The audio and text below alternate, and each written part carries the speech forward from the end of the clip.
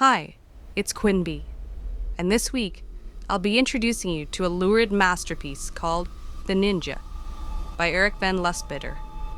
The Ninja isn't just a thriller, it's a full-body experience, equal parts sensual and savage, drenched in martial arts mystique and raw erotic energy. From the very first page, it drags you into a world of duels fought in silence, lovers tangled in obsession, and an East meets West clash that feels as dangerous in the bedroom as it does in the battlefield. This is a book that doesn't just tell a story, it seduces you, blasts you, and leaves you reeling. Here's a sample. Saigo leapt at him, an animated shadow. His left arm was lifted high in an arc. It made a hissing sound as it descended. His hand was encased in a thin steel network, running from wrist out past the fingertips, in what amounted to a set of claws, curved and razor sharp. Articulated steel tendons across the back of the hand, along each finger. The policeman had time but to open his mouth before the claws ripped viciously through his throat, embedding themselves in his chest, piercing cloth, bulletproof vest, skin, flesh, and internal organs. There's a great gout of black blood, and the body convulsed, as if charged with electricity. Strips of flesh as if flayed flew through the air, and the stench of death was abruptly as strong as jasmine in some far-off and peaceful clime.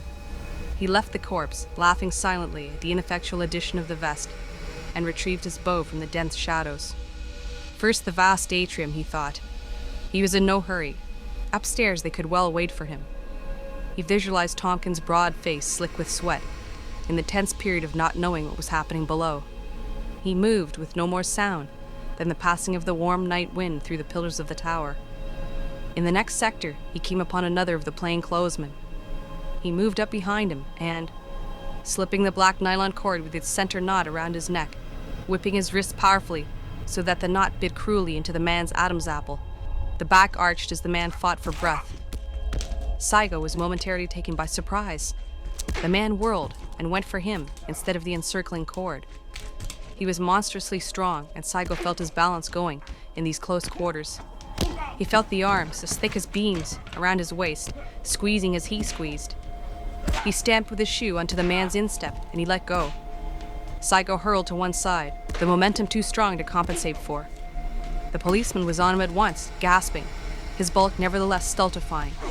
He used kite and sword strikes, which were only partially successful, but his enormous weight made proper leverage impossible for Saigo.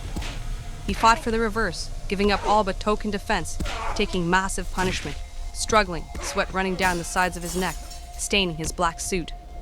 He cursed himself for the sin of overconfidence and, struggling to free his right hand, he let go a spring blade. He pierced the other's shoulder just center of the collarbone. The man grunted, and disconcertingly applied even more force. Saigo heard a sharp crack in his right ear, and knew his bow was now useless. The policeman put all his weight into his knees, which were on Saigo's chest, in an attempt to force all air out. This was a mistake. But how could he know that Saigo could last for at least 7 minutes without any air at all? Saigo now concentrated on the man's upper torso. He lacked the space to effectively use the claws. He stiffened the fingers of his right hand, using them as one would the point of a knife. He rammed it in the man's side just under the rib cage. This time the protective vest did its work, and the killing blow, though painful, was deflected. In desperation, Saigo used the tetsui against the sternum. It cracked, and all breath went out of the massive body above him.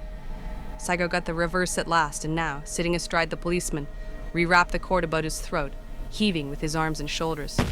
He heard it, escalating up the register, until the decibels were so high, they passed beyond human hearing. He moved at the same time.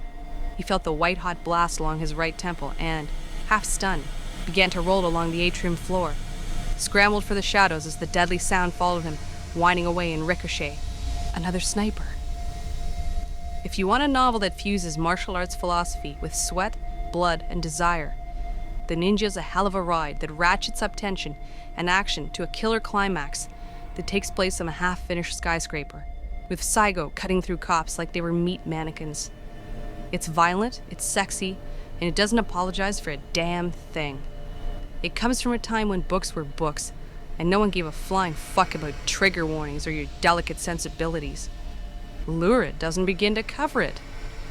Lustbader created a cult classic it still feels as sharp as steel. And if you're brave enough to step into its shadows, you will come out changed. I guarantee it. After all, it was this book that set me on the martial path. But there's a delicacy to it, a reverence, that tempers the more sensational aspects of the ninja. It creates that balance that makes the book resonate so deeply. There are several more sequels, and some of them are definitely worth your time. But their discovery, I will leave to you. That's it for this week. This is Quinby Delicious signing off. See you in the next video.